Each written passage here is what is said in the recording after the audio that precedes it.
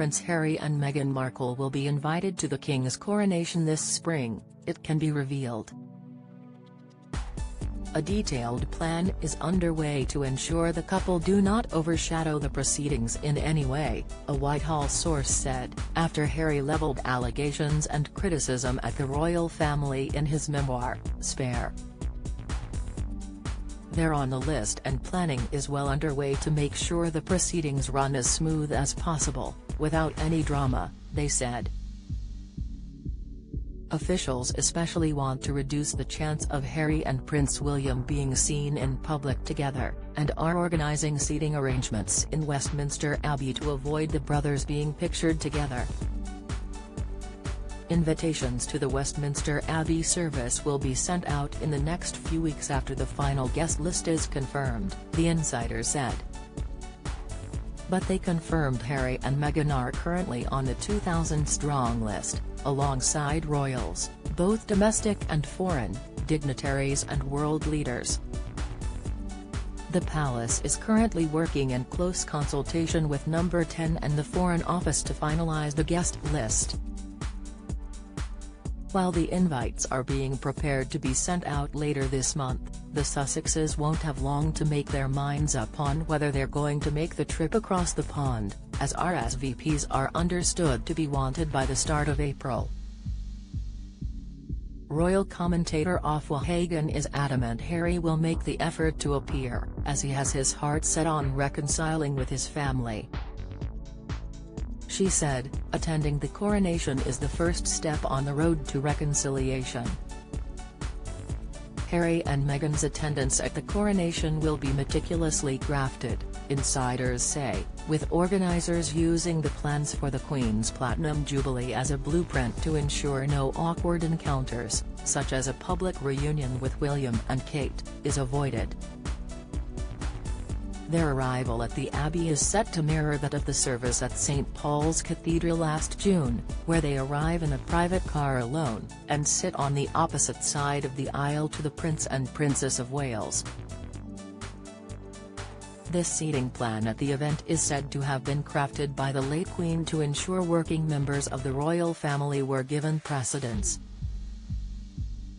It saw Harry and Meghan seated in the second row next to those lower down in the line of succession, such as Princess Eugenie and Princess Beatrice. Harry and Meghan's position on the aisle will also be well thought out to ensure the brothers are not captured in any shots together to avoid speculation over their relationship overshadowing the event. The focus will be on the vertical line of succession, said royal historian Cindy McCreary. Precedence will be given to William, Kate, George and his siblings. Harry and Meghan's attendance at the coronation will mark just one step on the couple's road to carve out a new brand for themselves, one which no longer involves public attacks against the royal family. They have repeatedly made personal claims about the royal family following their decision to step down as senior members of the royal family at the start of 2020. Their infamous sit-down interview with Oprah Winfrey in 2021 was stricken with explosive claims, and the pair have only built on this with their recent Netflix docuseries, Harry's memoir and his promotional interviews. But Harry's book is said to be the last of the Sussexes' look-back projects, with the Duke telling ITV's Tom Bradby that now we can focus on looking forward, and I'm excited about that. Commentators certainly agree, and believe that the couple will look to carve out a new brand for themselves away from the drama of their rift with the royal family. Long-standing royal commentator Richard Fitzwilliams believes political causes are in Meghan's sights, but Ms. Hagan said the couple are set to shift towards look-forward projects. These will be less about what happened to them before and more about their new content, such as supporting charitable causes and building our tool.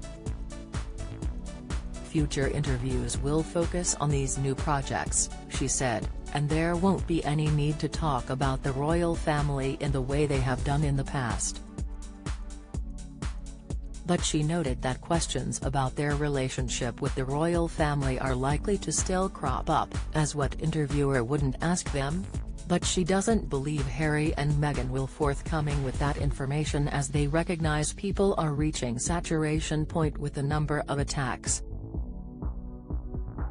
Ms. Hagan said it was vital for Harry and Meghan to bury the hatchet and get on with their lives, adding, "They can't keep going over and over and over the past forever. It's just going to be painful." But PR expert Shannon Peerless doesn't think the Sussexes will ever be able to escape the interest surrounding their relationship with the royal family. She said, whilst the drama may die down for Harry and Meghan in the not-too-distant future, the royal feud will unfortunately follow them around for years and years to come. Even if a reconciliation occurs, which it certainly could, the spotlight will be so heavily focused on them all that the rumour mill will never be far from churning into gear again. Meghan and Harry's popularity has taken a beating since they quit as senior members of the royal family, and the Duke's memoir has sent their ratings down even further, according to YouGov's Royal Family Opinion Tracker. Just 2 months before their decision to step back, Harry had a net positive rating of 51%, this fell to 20% immediately after Megxit, -25 after the Oprah interview, and most recently it plummeted to -44. Meghan's popularity has taken a similar hit.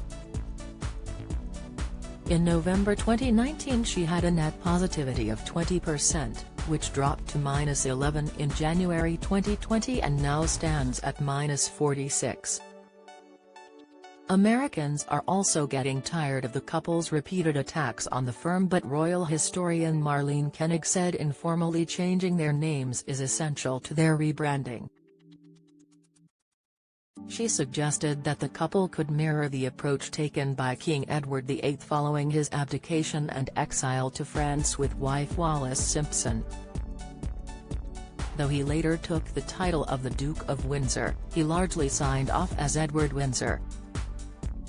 Ms. Koenig said, "It would make much more sense and take away tension if they would use, for example, Harry and Meghan Sussex, Harry and Meghan Mountbatten Windsor."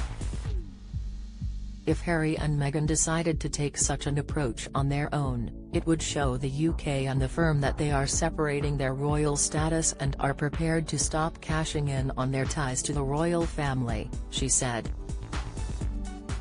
The royal historian added, "They need to be more than just their titles and move beyond using their connections to establish a new life in America."